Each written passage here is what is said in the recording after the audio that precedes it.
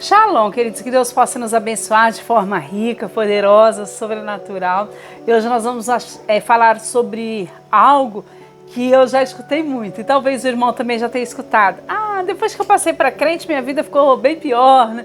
Tá difícil, porque você sabe, né? Depois que eu me converti, as coisas tornaram-se mais difíceis, né? Difícil nada, querido. Difícil é você viver a eternidade no inferno. Vamos à palavra.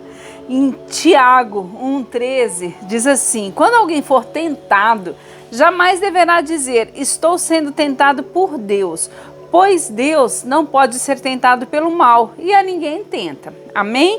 Eu sei, meus queridos irmãos, que quando nós falamos isso, depois que eu passei para crente, minha vida ficou mais difícil, não quer dizer que nós estamos falando que é Deus o culpado disso tudo. Claro que nós temos noção de que não é, mas da forma que a gente fala, parece que servir ao Senhor é uma coisa difícil. O Senhor, Ele nunca vai nos tentar mais do que, aliás, permitir a tentação mais do que aquilo que podemos suportar. E a tentação nunca é dele. Na realidade, é porque o inimigo ele não se preocupa com aqueles que ele já ganhou. Você acha que ele vai ficar preocupado com aquele que está largado nas drogas, em boate e viver a vida de qualquer jeito? Não vai se preocupar, não. Ele vai se preocupar comigo e contigo, que passamos a ser cristãos. Não é verdade? E enfim, nós temos que nos preocupar com o que nós pensamos, porque uma vez que nós ficamos pensando, aí concebemos o pecado, nós vamos criando elos, né? E esses elos que nos levam à morte e nos faz ter uma vida pesarosa. Olha o que diz a palavra, né? Lá em Tiago também. Quando alguém for tentado, né, jamais deverá dizer, estou sendo tentado por Deus, pois Deus não pode ser tentado pelo mal e a ninguém tenta. Continua. Cada um, porém, é tentado pela própria cobiça, sendo por esta arrastado e seduzido. Então a cobiça, tendo engravidado, dá a luz ao pecado, e o pecado, após ter se consumado, gera a morte. Amém? Então, se nós estamos passando por algum tipo de dificuldade, é porque nós permitimos isso com as nossas próprias atitudes. É de elo em elo, de repente nós estamos totalmente encorrentados, nós estamos totalmente presos pelos nossos pecados, pelas nossas próprias concupiscências. Eu vou te dar um exemplo, né? Quando você tem um filho pequeno, uma criança, e você vai apostar uma corrida com ela, né? Facilmente você ganha, porque ela vai lá, passinhos pequenos e tal. Passa o tempo, você envelhece e a criança cresce. Vai apostar uma corrida com ela, com o jovem, para tu ver, tu põe meio palmo de língua para fora e perde. Né? Por quê? Porque aquilo cresceu.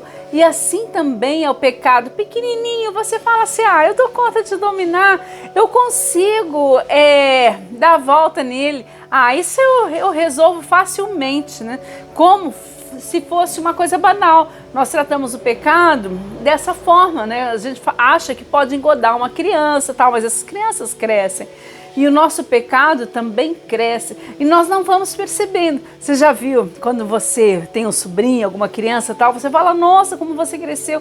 De repente, o pai e a mãe que estão ali não percebem o crescimento. De repente, quem está no meio, engodado pelo pecado, não percebe que ele está crescendo gradativamente. Vai perceber quando ele toma uma atitude de grandeza, né?